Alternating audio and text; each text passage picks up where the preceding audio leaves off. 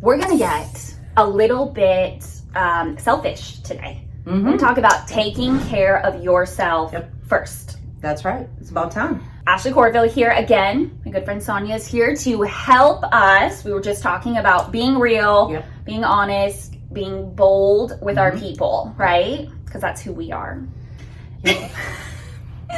So, I know that when you are working through your spending plan, you've got some obligations. Yes. Credit obligations, life obligations, expenses.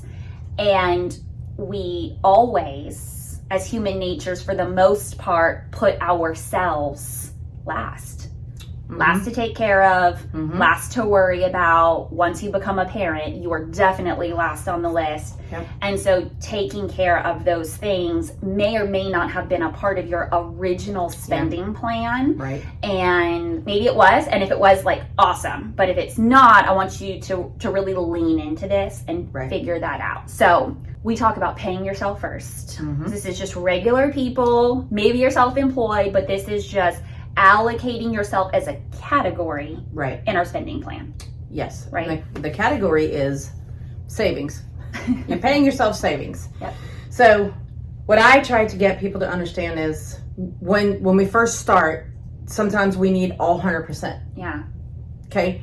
However, what we work through is figuring out what can we possibly get rid of in the spending. Sometimes I had a client one time that had 2 Netflix, didn't even know it. Can we reduce the insurance? Can we reduce the cell phone bill? What are some things that we don't have to have? Then take that and start putting it in a savings account as your emergency fund. So that would be paying yourself. And you're going to say, well, why is that paying myself? Okay, what if?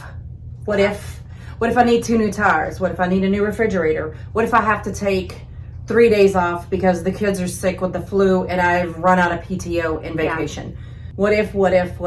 It's always good to have that backside of that. So you have that safety net.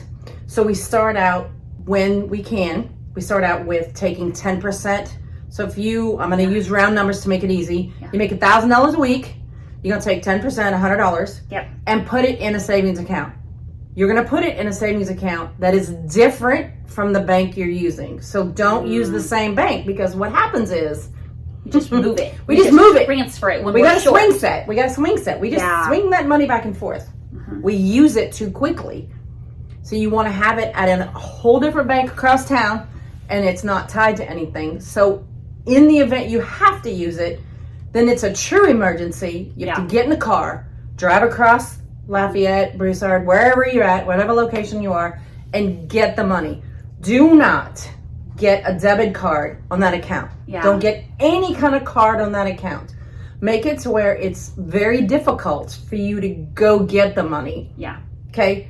That's the easiest way to make sure to do it. And then once your spending plan starts to get better and better and better, we're going to up it to 15%. Okay? Like small little increments as your money starts to go through these cycles. Exactly. Once little things start to fall off, let's say you got a credit card, you've paid it off. So now we can take a little bit more money and put it in that savings. Put a little bit more money and put it in that savings. What I try to teach my clients is you would like to have 4 to 8 months, depending on where you are in life, 4 to 8 months of savings. So if you had to take off a month to possibly go help your mom is sick, or one of the kids fell sick, or you get into an accident, you get into an accident, you cannot work, and it's a job you can't work from home, you have a month's worth of money that you can still eat, keep the lights on, because nobody likes to read by candlelight. So you have all that. So that's the way you can have, I call them, it's emergency fund, a safety net. So there's not so much pressure constantly just running to the bank and taking all that. Is it a bit challenging in the beginning? Yes. Change is challenging. We can say it. However, I go back to this statement all the time. How you're living right now, you're not happy. This is why you're possibly watching this video. This is why you've called Ashley, you've called myself. You're not happy And when you don't change, you're staying unhappy even longer and longer and longer. So what is your opinion about, let's say they have a couple of bills they got to pay, a couple of credit cards, like they're working towards getting out of debt. So they have a couple of credit cards. They also have no savings, no emergency fund, nothing to fall back on. We pay one credit card off. Do we snowball, as it's called, that money into the next credit card, or do we build an emergency fund? So if let's say you've already paid you have 3, you've paid 1 off. Let's go ahead and start that emergency, because you have that card paid off. You're going to take that credit card, you're going to put it in a Ziploc bag full of water and freeze it once again so you can't get to it. But that could be your temporary emergency fund until we have that emergency fund built in a savings account. Right. So you kind of have one, but it needs to be a big emergency. Unfortunately, maybe a possible accident, or a death or something where you have to fly somewhere. It needs to be a true emergency. Just because something's on sale down at Target does not constitute as an emergency.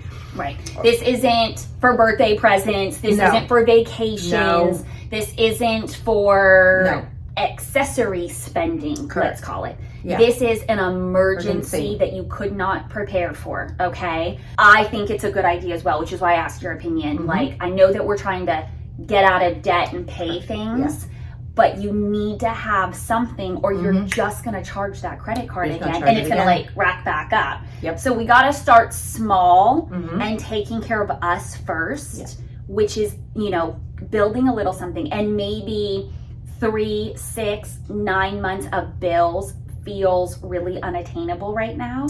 So let's start small. Get you $1,000. And then once you're at that 1,000, pay off that second credit card. Second one's paid off. Like, let's get to 2,500. Then let's pay that third one off. And then you can go from 2,500 to 3 months worth of bills pretty easily with these 3 debts paid off. And that's truly, and it's a balancing act. And really, and that's why it's so important to work with somebody that's going to review your stuff and hold you accountable to that, to get you where you want to go, because not very many people out there have the ability to hold themselves accountable. It's really easy to like make excuses in your head as to like why you need that or what's going on. It just is. And so if you have somebody else that you have to run things by or get permission from, or for them to give you the okay, it's just a sounding board of like, is this really a good wise thing to spend my money on right now?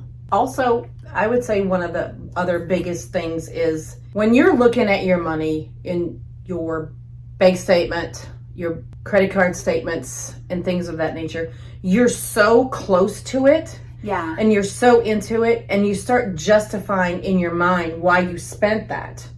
So when you start doing that, then you keep telling yourself it's okay. So with somebody like myself, when I'm looking at your numbers, I don't care.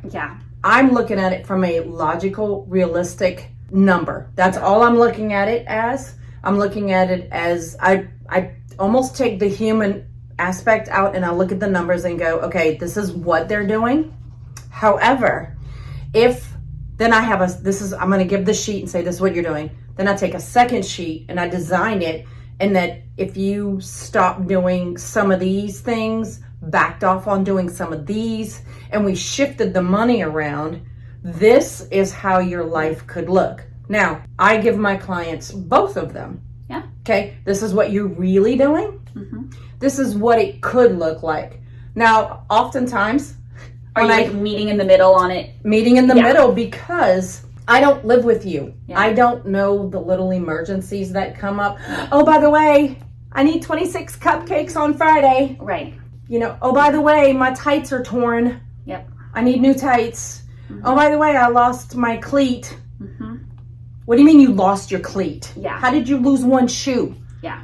Those little things come up. So what I do is I have them both, and then I say, take this home, and you're going to have your money meeting. You have a money meeting, no cell phones, no radios, no TV, no children, and you have this money meeting in an area of your home, like your dining room, your living room, never the bedroom, never, because that's not very good. So you want to have it in a back porch or something. Yeah. And talk with your partner, not talk with, to find out where the two of you want to be and how we are going to get there, because we are not happy where we are. Yeah. Work as a team. So by working as a team, we can pay ourselves more and faster. Yeah. Say all the words. Don't assume. Yeah. And so when you have built up this emergency fund, and then your spending, like then your savings, and then this, we've talked a lot about through this entire series about the stress and pressure that is going to come down. Okay. Yes. So I want you to tune in next week. We're going to talk about a couple of ways to reduce your spending. I've actually got 10 ways to reduce your spending. That's on our blog. Me and Sonia are going to go through a couple of them so we can figure out how we really can move this thing faster. So stay tuned. Check us out next week.